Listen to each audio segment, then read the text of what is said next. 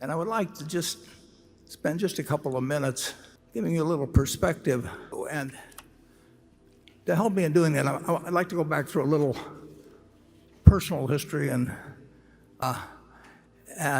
we will start here in New York Times of March 12th, 1942.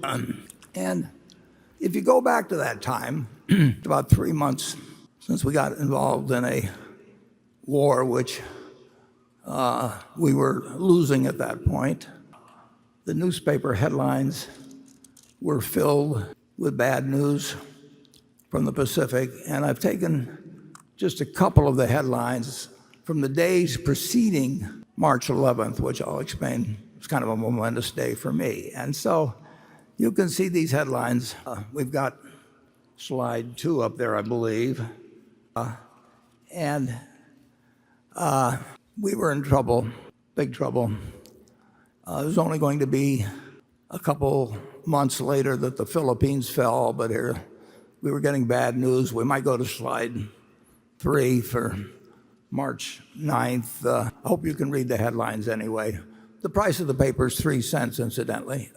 When again, the news was bad. Foe clearing path to Australia. And it was like, the stock market had been reflecting this. And I'd been watching a stock called City Service Preferred Stock, which had sold at $84 the previous year. It had sold at $55 the year before, early in January, 2 months earlier. And now it was down to $40 on March 10th. So that night, despite these headlines, I said to my dad, I think I'd like to pull the trigger. And I'd like you to buy me three shares of City Service Preferred the next day. And that was all I had. I mean, that was my capital accumulated over the previous 5 years or thereabouts. And so my dad the next morning bought 3 shares. Well, let's take a look at what happened the next day. Let's go to the next slide, please. And it was not a good day. The stock market, the Dow Jones Industrials broke 100 on the downside. Now, they were down 2.28%, as you see, but that was the equivalent of about a 500-point drop now. So I'm in school wondering what is going on, of course. Incidentally, you'll see on the left side of the chart, the New York Times put the Dow Jones Industrial Average below all the averages they calculated. They had their own averages, which have since disappeared, but the Dow Jones has continued. So the next day, we can go to the next slide, and you will see what happened. The stock that was at 39, my dad bought my stock right away in the morning because I'd asked him to, my 3 shares. And so I paid the high for the day. That 38 and a quarter was my tick, which is the high for day. And by the end of the day, it was down to 37, which was really kind of characteristic of my timing in stocks that was going to appear in future years. But things, even though the war until the Battle of Midway looked very bad, and if you'll turn to the next slide, please, you'll see that the stock did rather well. You can see where I bought it, 38 and a quarter. And then the stock went on actually to eventually be called by the City Service Company for over $200 a share.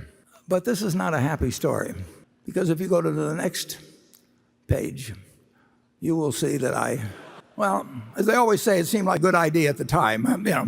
So I sold. I made $5 on it. It was again typical of behavior. And you watch it go down to 27. It looked pretty good to get that profit. Well, what's the point of all this? Well, we can leave behind the City Service story, and I would like you to again imagine yourself back on March 11th of 1942, and as I say, things were looking bad in the European theater as well as what was going on in the Pacific. But everybody in this country knew America was going to win the war. I mean, it was, we'd gotten blindsided, but we were going to win the war, and that the American system had been working well since 1776. So if you'll turn to the next slide, I'd like you to imagine that at that time you had invested $10,000 and you put that money in an index fund. We didn't have index funds then, but you in effect bought the S&P 500. Now I would like you to think a while, and do not change the slide here for a minute. I'd like you to think about how much that $10,000 would now be worth if you just had one basic premise, just like in buying a farm, you buy it to hold throughout your lifetime and you look to the output of the farm to determine whether you made a wise investment. You look to the output of the apartment house to decide whether you made a wise investment if you buy an small apartment house to hold for your life. And let's say instead you decided to put the $10,000 in and hold a piece of American business and never look at another stock quote, never listen to another person give you advice or anything on the sort. I want you to think how much money you might have now. And now that you've got a number in your head, let's go to the next slide and we'll get the answer. You'd have $51 million and you wouldn't have had to do anything. You wouldn't have to understand accounting. You wouldn't have to look at your quotations every day like I did that first day. I'd already lost $3.75 by the time I came home from school. All you had to do was figure that America was going to do well over time, that we would overcome the current difficulties, and that if America did well, American business would do well. You didn't have to pick out winning stocks. You didn't have to pick out a winning time or anything of the sort. You basically just had to make one investment decision in your life. And that wasn't the only time to do it. I mean, I could go back and pick other times that would work out to even greater gains.